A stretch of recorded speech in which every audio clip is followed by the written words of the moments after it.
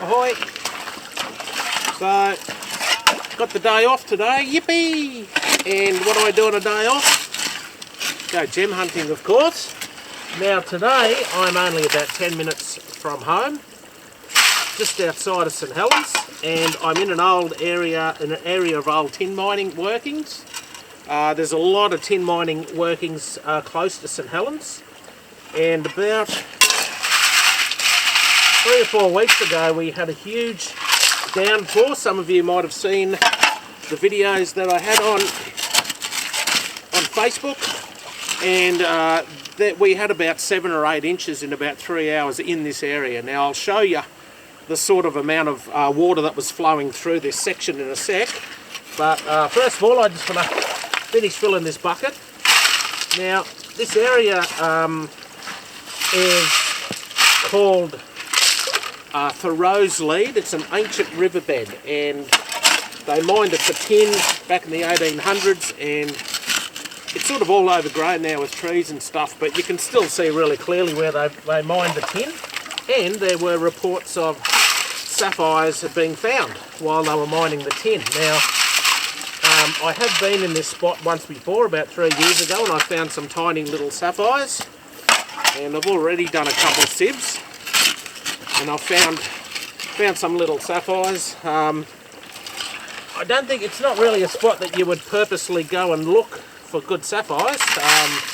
There have been reports of good sapphires back in the olden days, but you know, that's when they're putting hundreds of tons of gravel through big sluices, and you know, they would pick out good quality big sapphires out of those sluices. Now that's after processing huge amounts of gravel, so I mean there's a chance that you might get lucky and find one, but it's very unlikely.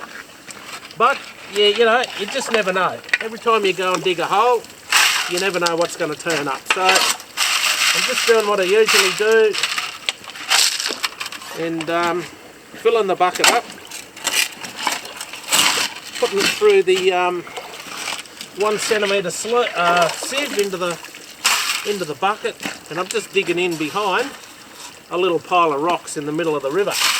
Now there was a huge amount of water come through here.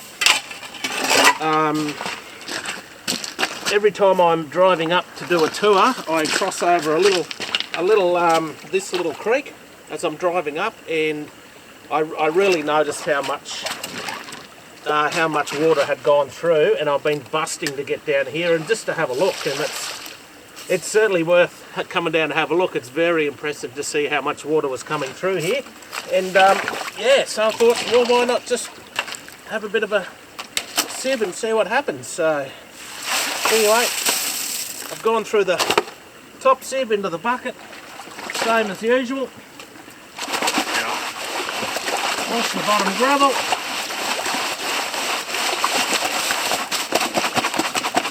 In my big square sieve. Now I haven't been finding any spinels, any zircons or topaz, but I have been finding little sapphires, so this is only my 3rd sieve. Now, I'm not going to do any more after this, but yeah, it's just interesting to just get in and have a go, see what's there. That's,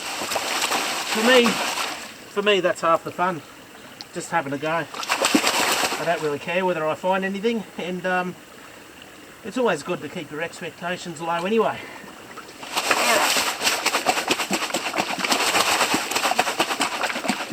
Less talk, more work.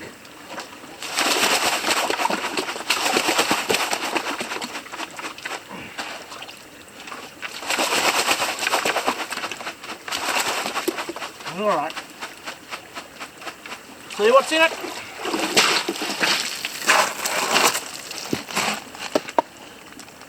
Yeah! I'll be with you in a sec. Ready, steady, spaghetti. Alright, so let's have a look here. Oh, I'll get comfortable. So this is what we are getting heavy stones.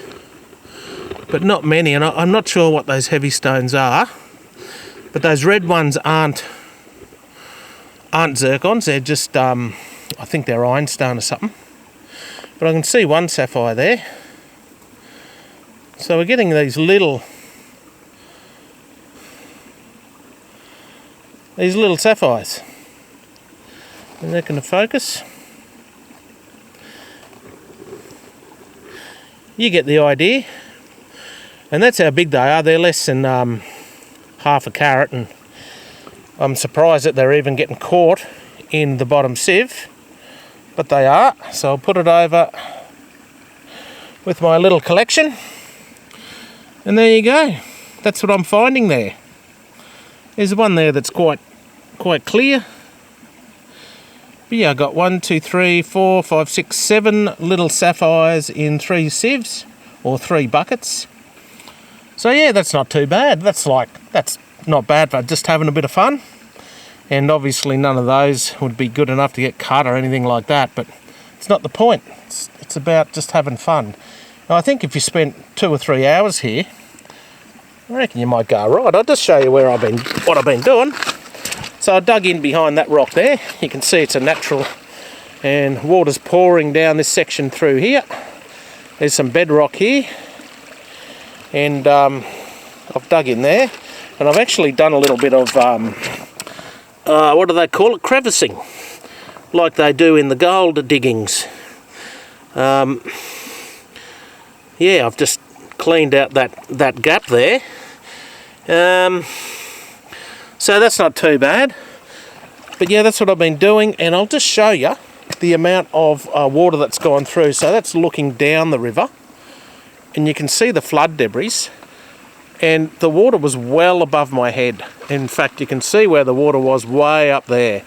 It's really hard to get your head around, but there was a huge amount of water here, and you can see how the ground has just been, what would you say, scrubbed clean from any sort of grass or anything. It's just been completely smashed.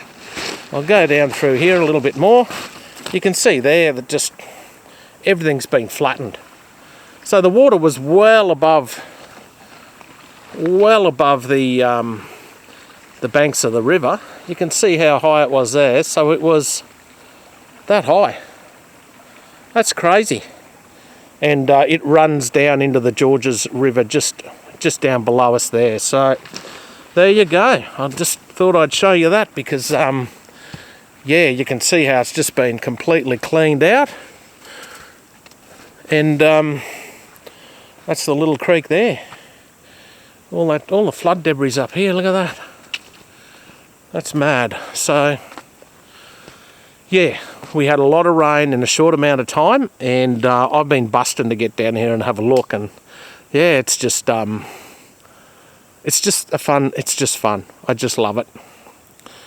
All right, I know I said that was going to be my last sieve, but I'm going to do another one because while I'm here, and I might not get a opportunity for a week or two to get back here. So in fact, the last time I was here was about 3 years ago, and I was sure I was going to be back the next day.